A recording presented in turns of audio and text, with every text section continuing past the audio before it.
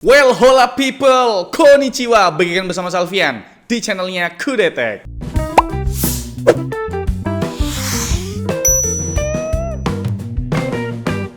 Kalau ngomongin smartphone gaming bre, pasti yang langsung muncul di pikiran kalian ya ROG Phone. Emang sih beberapa produk dari Red Magic sama Black Shark coba buat gempur ROG Phone. Aiku kagak diajak bang, kurang gaming sih.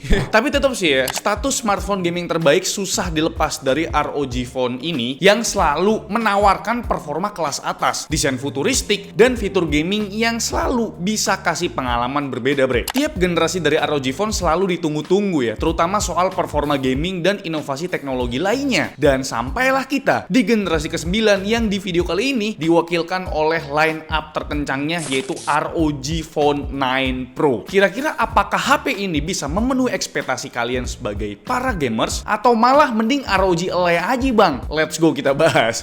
Tapi sebelum itu subscribe ya.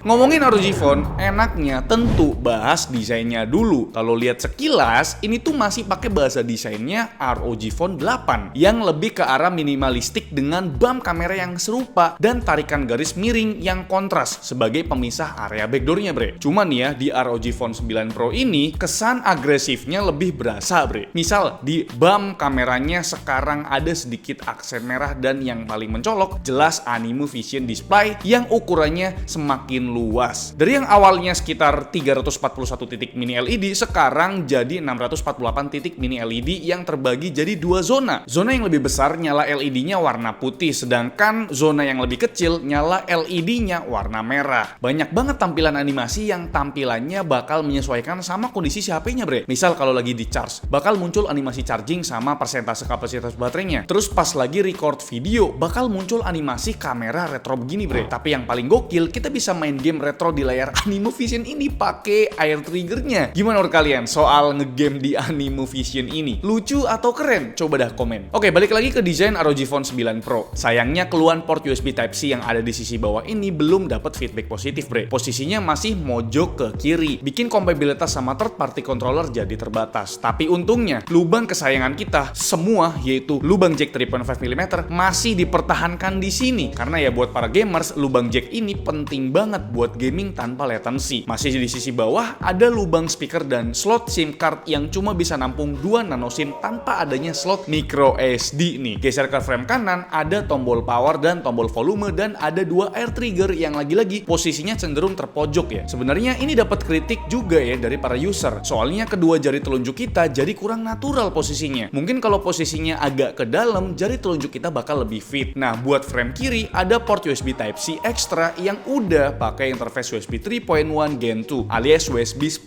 Gbps. Jadi kalau buat transfer data kalian pakai yang ini aja biar lebih kenceng. Soalnya port USB Type-C yang di bawah masih pakai USB 2.0 bre. Tapi buat urusan charging, kedua portnya udah support protokol power delivery 3.0 up to 65 watt hypercharge. Jadi nggak ada masalah ya mau ngecas di port manapun bisa bre. Buat build quality-nya baik sisi layar dan backdoor-nya sama-sama pakai material kaca yang udah diproteksi Corning Gorilla Glass Victus 2 di sisi layarnya. Sedangkan di sisi frame-nya berbahan aluminium yang bikin bobot HP ini nggak berat-berat amat ya buat sebuah smartphone gaming pastinya. Sekitar 227 gram aja. Berbeda dengan ROG Phone 8 yang pernah kita tes kemarin bre, karena kan di ROG Phone 8 kemarin ada sedikit renggang ya di bagian backdoor-nya, padahal udah IP68 tuh, kan agak bahaya ya. Nah, body dari ROG Phone 9 Pro ini kelihatannya lebih rigid tanpa celah yang sedikit menganga. Jadi udah di fix nih sama ROG. Sekarang kita langsung bahas jeroan dari performa si ROG Phone 9 Pro ini. Sebagai smartphone gaming terkencang, jelas ya chipset yang dipakai juga yang kenceng gitu. Pakai Snapdragon 8 Elite yang punya 8 core monster. Konfigurasinya terbagi jadi 2 core Orion V2 Phoenix L yang boost clock-nya monster banget bre, up to 4,32 GHz, dan 6 core lainnya berupa Orion V2 Phoenix M yang boost clock-nya up to 3,53 GHz. Buat ngimbangin chipset yang buas tadi, memorinya juga dapat upgrade. Kapasitasnya memang masih sama ya di 24 GB RAM LPDDR5X, tapi buat kecepatannya udah naik dari yang tadinya 8.533 MB transfer per second, sekarang udah tembus di 9.000 1600 mega transfer per second. Gelo, itu kenceng banget ya, udah kayak speed RAM di PC gitu ya. Oke bre, sebelum ngebahas performanya, ada beberapa disclaimer yang mau kita sampaikan bre. Pertama, kita tesnya dalam ruangan ber-AC dengan kondisi suhu sekitar 26 derajat Celcius. Terus di Armoury Crate-nya kita pakai yang X mode. Di pengujian sintetis maupun pengujian game bakal kita bandingin performanya pakai cooler bawaannya yang ada di paket pembelian dan tanpa cooler. Nah, pas pakai cooler, fan speed-nya kita set di mode smart aja biar menyesuaikan sama situasi dan kondisi. Terus buat anime vision display-nya di backdoor-nya dan RGB light di coolernya kita nonaktifkan selama pengujian gaming. Jadi benchmark sintetis pertama ada di Antutu 10. Hasilnya ROG Phone 9 Pro ini dapat skor sekitar 2,7 juta pas tanpa cooler. Sedangkan pas pakai cooler performanya naik 2,7% ke angka 2,8 jutaan poin. Kalau dibandingin ini mirip sama iQOO 13 sih ya. iQOO 13 pakai Snapdragon 8 Elite juga soalnya. Lanjut ke Geekbench 6, multicore-nya udah tembus 10.000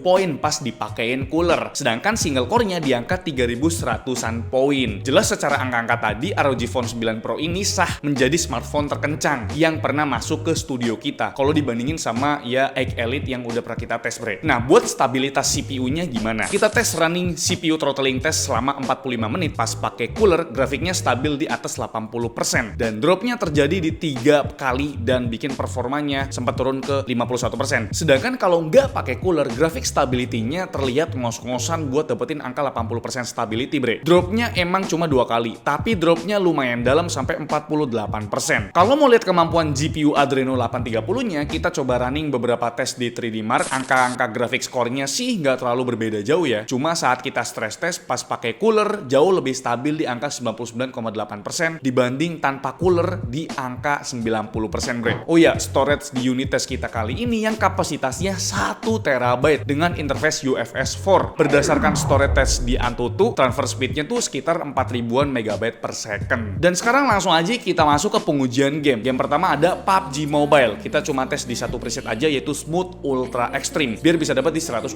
fps. Performanya antara pakai cooler dan tanpa cooler masih 11-12 karena memang pakai grafik yang paling kiri. Cuma buat suhunya terpantau cukup jauh bre. Di mana di area layar bisa 3 derajat lebih adem sedangkan di area backdoornya selisih hampir 5 derajat Celcius. Jadi pastikan pakai cooler aja ya. Tapi kalau pakai cooler ya harus bayar pakai baterai yang jadi lebih boros. Main 30 menit kalau tanpa cooler cuma berkurang 6%. Sedangkan kalau pakai cooler berkurangnya 11%. Hampir 2 kali lipat ya. Selanjutnya buat main game COD Warzone, di game ini kita tes 2 preset bre. Pertama pakai preset rata kanan. Di preset ini tentu perbedaan performanya berasa banget. Pas pakai cooler rata-ratanya tembus 57 fps. Selisihnya bahkan 15 fps atau sekitar 35%. Tapi memang nih bre, buat suhunya gak terpaut jauh. Selisihnya cuma 1,5 sampai 2 derajat aja. Karena memang kan gak di-push sampai 120 fps tuh, cuma 60 fps doang di-pushnya. Nggak apa-apa sih ya, yang penting performanya stabil mendekati 60 fps. Lagi-lagi harga yang perlu dibayar ya konsumsi baterainya. Main 30 menit pakai cooler, nguras baterainya sampai 17%. Sedangkan kalau tanpa cooler cuma berkurang 9%. Lanjut kita tes di preset rata kiri dengan FPS-nya kita uncap atau kita lepas biar kebuka sampai 120 fps bre. Tentu performanya 11-12 kayak di game PUBG tadi. Di table ini kalian bisa abaikan angka minimumnya karena pas kita ke lobby datanya ikut ke lock di 30 fps. Tapi nih bre, buat data suhunya di preset ini bedanya lumayan jauh ya. Baik di sisi layar ataupun di backdoor selisihnya hampir 6 derajat Celcius antara tanpa cooler dan pakai cooler. Kalau buat penggunaan baterainya di preset ini makin berasa bedanya. Pas nggak pakai cooler main 30 menit cuma berkurang 7%. Sedangkan pas pakai cooler baterainya berkurang sekitar 18%. Bedanya lebih dari 2 kali lipat bre. Berarti coolernya memang makan daya sih ya. Oke, selanjutnya kita coba mainkan game bergenre racing yaitu Car X Street yang terkenal dengan tidak stabil itu ya kan. Dengan preset rata kanan tentunya performanya kelihatan jomplang banget ya bre. Rata-rata FPS-nya pas pakai cooler udah mendekati 60 fps. Sedangkan kalau tanpa cooler masih di bawah 45 fps. Padahal kalau dari segi temperatur selisihnya cuma berkisar 1,5 sampai 2 derajat aja bre. Sedangkan buat penggunaan baterainya juga nggak beda jauh. Tanpa cooler main 30 menit berkurang 11%, sedangkan pakai cooler berkurangnya 15%. Mulai lagi ke masuk game-game MMORPG. Dimulai dari Genshin Impact yang kita mainkan dengan preset highest atau rata kanan. Performanya rata-ratanya terlihat mirip karena emang mentok di 60 fps aja. Tapi buat minimum FPS-nya jauh lebih stabil pas pakai cooler. Beda sekitar 7 fps. Kalau buat suhunya pas pakai cooler lebih adem sekitar 2,5 derajat Celcius baik di sisi layar maupun di sisi backdoornya. Yang aneh nih ya, konsumsi baterainya cuma beda 1% aja antara pakai cooler dan tanpa cooler buat penggunaan 30 menit. Pakai cooler berkurang 11% dan tanpa cooler berkurang 10% baterai. Game kelima ada Wuthering Waves nih. Kita main di preset Ultra dengan FSR on. Masih sama di Genshin Impact yang mentok di 60 FPS. Performa di Wuthering Waves rata-ratanya juga nggak beda jauh. Cuma angka minimumnya terlihat lebih stabil pas pakai cooler dibandingkan tanpa cooler, bre. Tapi buat suhunya ini cukup membagongkan ya. Beda antara pakai cooler dan tanpa cooler bisa sampai 7 atau 8 derajat Celcius. Cuma buat konsumsi baterainya, maaf nih ya, pas pakai cooler lupa di screenshot. Sedangkan tanpa cooler main 30 menit baterainya berkurang 11%. Berarti logikanya pakai cooler bakal lebih boros lagi baterainya, bre. Game keenam ada game ZZZ yang kita mainkan di preset high 60 fps. Dan di game ini kita sekalian atau sekaligus tes fitur bypass chargingnya. Ini fitur yang wajib ada di smartphone gaming sih ya. Masing-masing kita tes 10 menit main game aja. Pas nggak pakai fitur bypass charging, kita tes sambil main di charge 10 menit itu baterainya bertambah 12%. Tapi suhunya jadi naik di 42,2 derajat Celcius, bre. Sedangkan ketika bypass chargingnya diaktifkan, baterainya tuh stabil di 85%. Nggak naik dan nggak turun juga. Dan suhunya lebih adem di 41 derajat Celcius. Karena daya baterai nggak kena efek panas pas lagi di charge. Karena kan powernya masuk di bypass langsung ke boardnya, bre, bukan ke baterainya. Terakhir kita tes bypass chargingnya plus pakai cooler. Main selama 10 menit, baterainya nggak berkurang dan nggak bertambah. Tapi suhunya jadi makin adem di 36 derajat Celcius. Intinya bypass charging ini sangat amat berguna buat kalian pakai gaming. Selain bikin awet masa pakai baterainya, panas yang dihasilkan juga lebih rendah. Apalagi kalau dipakein cooling gitu loh. Auto adem dah main game di ROG Phone 9 Pro ini. Makanya ya, kalau ada yang bilang HP gaming panas, ya emang panas sih ya. Mungkin fitur gamenya ya nggak dimanfaatkan dan nggak pakai cooling, makanya dia panas. Padahal kalau HP panas itu kan ya pembuangan panasnya lebih maksimal gitu loh, keluar panasnya gitu loh. Tapi entahlah ya, bre. Sebenarnya ada fitur-fitur AI gaming di HP ini, bre, dan ternyata banyak juga. Kalau dibahas semuanya sih kayaknya videonya 40 menit ya. Pertama ya mostly banyaknya di game Genshin Impact, bre, dan Honkai Impact. Ada auto pick up, jadi otomatis ambil barang gitu. Terus ada X capture buat ngerekam momen-momen penting pas lagi gacha ataupun abis kill atau pas lagi menang gitulah. Ini bisa di beberapa game ya kayak AoV, Mobile Legends, Genshin Impact ataupun Honkai. Terus terakhir ada AI grabber dan auto skill update. Fitur-fitur AI gaming ini bisa kalian coba di game-game tertentu yang tadi udah kita sebutin. Ya semoga kedepannya banyak game yang support fitur AI gaming ini, bre. Nah buat cooling sistemnya jelas ya, hal ini selalu jadi tantangan berat buat Asus ROG. Gimana enggak? Di dua generasi terakhir ROG Phone udah IP68 semua. Jadi bodi smartphone-nya wajib tertutup rapat nih, bre. Cooling system di sini udah super kompleks nih ya. Nama teknologinya Game Cool 9 yang desain thermalnya membungkus atau menyelimuti sang SoC 360 derajat. Lembaran grafit yang dipakai buat penyebaran panas juga areanya diperluas up to 57%. Tapi kalau mau lebih adem lagi, pakai aja active cooler bawaan HP ini yaitu Aero Active Cooler X Pro yang diklaim punya kinerja pendinginan 29% lebih baik ketimbang Aero Active Cooler X yang ada di ROG Phone 8 Pro. Tapi memang ya Active Cooler ini agak gendut dan berisi. Kalau dipasangin bareng, total beratnya sekitar 358 gram, bre. Ya kalian pakainya pas lagi gaming aja, jangan buat sehari-hari gitu loh. Lagian cooler ini ada kickstand-nya kok, bisa dijadiin phone holder kayak gini. Kalau tampilannya bukan ROG, kalau nggak agresif ya. Ada emboss ROG yang biasa nyala RGB, terus ada dua tombol fisik programmable yang feeling tactile-nya luar biasa. Fan speed-nya juga bisa kita set sesuai kebutuhan, dan ada dua buah port yang terdiri dari port USB Type-C pass-through serta port jack 3.5 mm.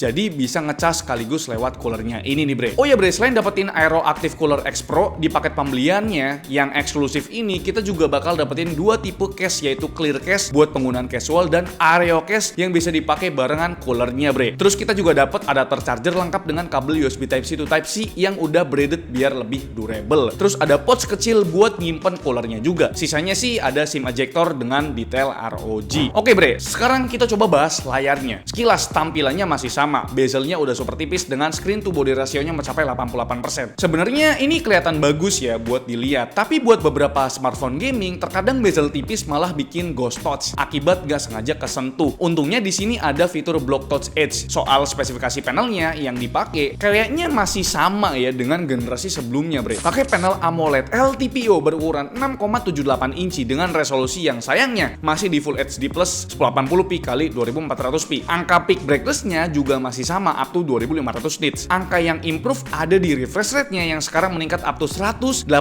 Hz, yang dari tadinya di 165 Hz, jadi naik 20 Hz tuh. Tapi ini bisa diatur kok, bisa di 120 Hz, 165 Hz ataupun 185 Hz. Dan ini untuk panelnya udah LTPO, jadi bisa turun sampai 1 Hz, jadi biar nggak boros baterai lah. Dan sekarang bakal kita bahas kameranya. ROG Phone yang dulu bukanlah yang sekarang. Kamera ROG Phone yang sekarang udah dapat perhatian khusus dari Asus ya. Bahkan di ROG Phone 9 Pro ini udah pakai sensor baru dari Sony, yaitu Lithia atau LYT 700 buat main kameranya yang beresolusi 50 megapiksel bukan f1.9, lengkap dengan gimbal OIS-nya. Terus lensa kedua berupa lensa telefoto 32 megapiksel dengan 3 kali optical zoom, dan nggak ketinggalan ada lensa ultrawide 13 megapiksel dengan 120 derajat viewing angle. Terus buat lensa selfie-nya masih sama dengan generasi sebelumnya yang pakai lensa beresolusi 32 megapiksel bre. Kemampuan perekaman videonya juga level smartphone flagship sih ya. Main kameranya bisa rekam up to 8K 30 fps atau 4K 60 fps. Terus buat lensa ultrawide-nya bisa rekam up to 4K 30 fps, sedangkan lensa telefotonya cuma bisa rekam up to 1080p 60 fps. Kalau buat lensa selfie-nya masih terbatas di 1080p 30 fps aja bre. Ya lagi-lagi smartphone gaming memang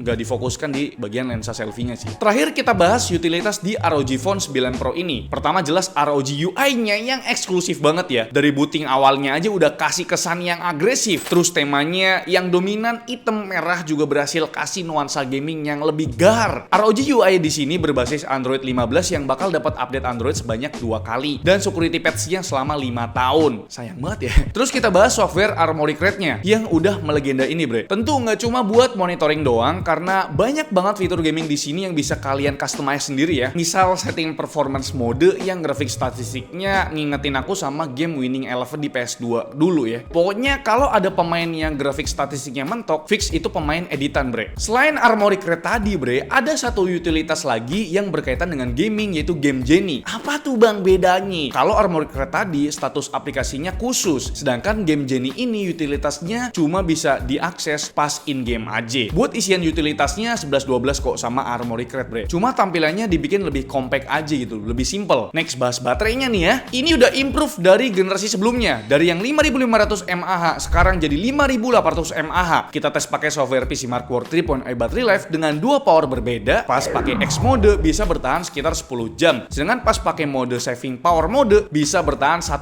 harian full alias 24 jam. Gimana menurut kalian? Termasuk awet atau boros? Karena kan ini smartphone gaming yang performanya super kencang. Jadi penggunaan pas pakai mode X lebih memakan daya ketimbang yang pakai power saving mode bre. Buat chargingnya juga udah kita mention di awal, ROG Phone 9 Pro ini mendukung protokol Power Delivery 3.0 up to 65 watt hypercharge, dan tentunya punya fitur bypass charging yang tadi udah kita mention biar lebih aman pas main game sambil dicas gitu. Terus soal speakernya sayangnya ya desain front firing speaker masih absen kayak di generasi sebelumnya, tapi sound quality speaker stereo bawaannya tetap nikmat kok bre. Lagian kalau main game mobile enaknya lebih pakai ya earphone nggak sih ya, biar lebih imersif lagi, biar lebih fokus dan minim latency karena masih ada lubang jack 3.5 mm tuh. Tapi kalau mau pakai headset wireless, audio codec di sini udah super lengkap bre. Ada aptX adaptif, ada aptX low latency, aptX lawless, dan LDAC. Oke bre, sekarang kita masuk ke kesimpulan mengenai ROG Phone 9 Pro ini ya. Jujur ya kita belum tahu harganya berapa ya, karena memang HP ini belum launching. Nah nanti bakal kita update harganya di kolom deskripsi video ini bre. Kesimpulan yang bisa kita dapat memang ini adalah HP gaming ya, eksklusif. Jadi ada beberapa hal yang mungkin di-cut kayak misalkan kamera depan ya, dan juga ya panas yang dihasilkan, karena memang ya perlu kita ketahui ya bahwasannya HP gaming performanya pasti buas. Jadi panas yang dihasilkan akan lebih panas ketimbang HP-HP konvensional pada umumnya. Ya cara ngakalinya dengan menggunakan cooler bawaan dan juga manfaatkan fitur gaming yang ada kayak fitur bypass charging tadi biar nggak panas-panas banget. Udah jelas ya pengalaman gamingnya di atas ekspektasi kita sebagai para gamer mobile gitu loh. Ya beda banget lah main game di game yang konvensional dengan game yang emang di HP gaming gitu loh. Jadi performanya atau experience-nya berbeda gitu loh. Apalagi tadi kita udah tes 120 fps bro, main beberapa game yang udah kita tes, game-game AAA lagi mostly ya kan. Tapi gimana menurut kalian mengenai ROG Phone 9 Pro ini? Apakah keluhan-keluhan yang ada di ROG Phone 8 kemarin udah di fix? Menurutku sih ada beberapa yang udah di fix ya, tapi ada beberapa juga yang belum, kayak misalkan USB Type-C yang bagian bawah, terus sama front facing speakernya belum diperhatikan lagi sama ROG. Ya semoga